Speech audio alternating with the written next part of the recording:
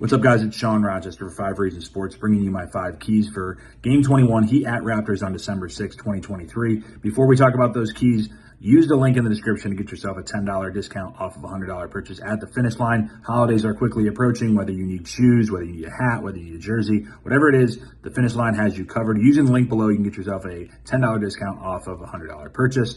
Thanks for your support. 5 keys tonight going into Toronto. It's the first time we faced the Raptors this season. We're going to be shorthanded, and we know that. Without Bam, obviously, is a huge miss. Tyler Hero is close to coming back, it sounds like, but he's still not back, not making the trip. And then Haywood Highsmith also is recovering from his injury. So technically without 3 starters, I think you're really going to have to lean on Jimmy, Kyle, and Duncan. I know that the math there doesn't add up. You have 6 different starters I'm listing, but those 3 are going to be key. And then the other guys have to step in and fill roles. I think Orlando Robinson continues to start without Bam. He was pretty good against the Pacers. Obviously, defensive concerns are where you have to point to without Bam. And with Orlando in there, we just don't have someone that can replicate Bam. So the expectation to be as good defensively just isn't realistic.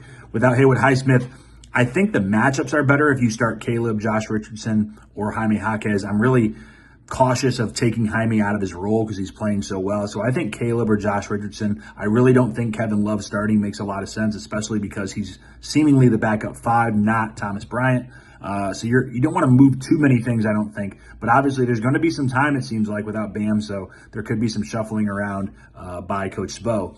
But I think the matchups work better if you have Josh or Caleb in there, and we'll talk about that in a second. Second key, Toronto has a bottom 10 offense in basically every category. So while the Heat are undermanned, we've seen them historically be able to step up the defense, even if they don't have everyone out there. The effort and things like that, especially in a regular season game, can kind of push you through. I think they have enough tonight in Toronto because of the offense that they have. If we have the effort, and especially coming off of Saturday's game, I think it's going to be a point of emphasis by the coaching staff that we have to defend and we have to give effort on that end of the floor. Seems like an excellent opportunity. Raptors shoot so poorly. They're basically bottom 5 in every zone outside of the rim and the long mid-range shots. Most recently, they played against the Knicks, shot 18% from behind the arc, which is obviously not very good. It could be a great night for the Heat zone because of that. If they don't shoot the ball well, and there's more that goes into playing zone and just, forcing shots from the outside, but I think it's an opportunity that the Heat can do that. I also think if you play zone, it also gives opportunities to go 2-2-1. If they play a lot of zone, you could see some Jamal Cain. I think he's going to get some minutes because of his length. And also, if you need to hide Thomas Bryant, you can do that by sticking him in the middle of the zone because he often gets lost, whether you're in man or zone. But I think you can hide him better in the zone.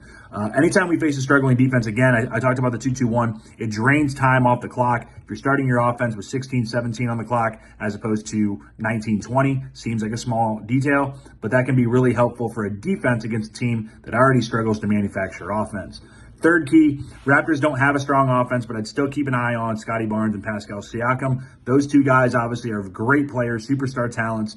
They're going to have the high usage rates because Fred VanVleet's not there anymore, a guy that was always a thorn in our side. When we're playing man-to-man, you got to think that it's going to be Jimmy and then whoever starts in Haywood's place. And that's why I say Kevin Love can't go there. That's why I think it's either Josh or Caleb. It could be Jaime. Obviously, he could go there too. But I think primarily those 4, not including Kevin Love, will be the guys that match up there. Jamal Cain could be another guy that you can throw into that mix. Pascal has really struggled to shoot the ball this year. Career low, 104 points per 100 shot attempts. Almost got that out. 104 points per 100 shot attempts. Very inefficient. And a career low, 20% from behind the arc. So he's a guy that you can let shoot. You just got to keep him out of the paint. Scotty Barnes, a guy that couldn't shoot, that's been shooting it better. And again, both of them, if you let them get into the lane, they can get to the basket, obviously can score, free throw line, spray it out to their teammates, and hopefully, for the Raptors' sake, they want those guys to make shots. Turnover battle. Toronto turns the ball over the 9th highest rate in the league, and Miami forces turnovers at the 6th highest rate of the league. So turnovers are going to be key. On the flip side, Miami's offense and Toronto's defense, pretty average. So if Miami can force a lot of turnovers and we stick to our kind of average, we don't turn it over a lot, I think the key is right around 10%. Miami's 4-1 when they're below 10% turnover rate, and they are 8-4 when they force their opponents to be 15% or above. So if we basically win the turnover battle, the difference between 10 and 15% is not a lot. It's going to be 1 or 2 turnovers. That's the key right there. Forcing turnovers helps your defense, but also sparks your offense because you're going to get out into transition.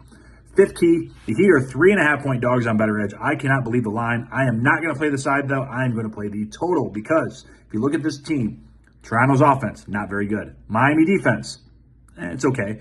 undermanned, and I think people are going to underestimate how well Miami will respond to Saturday. I think Spo will coach them up. I think you'll see that zone, like I mentioned. Miami tends to overachieve in these situations. Spo's a great coach. 220.5 for these two teams to score that many points. I think that's a lot. I think it's more around the 210, 215. So I think under is the way that I would go. Past 3 Heat Raptors games, unders. 3 of the past 5 Raptors games, under. The Heat, a couple overs, but you don't have Indiana, you don't have Milwaukee. I think this is going to be in the mud tonight in Toronto. Whether the Heat win or not, I'm not going to guarantee anything. Hopefully the Heat win for our sake, but I like the under on Better Edge. Use the code 5RSN to get yourself $20 when you sign up. Thanks for tuning in.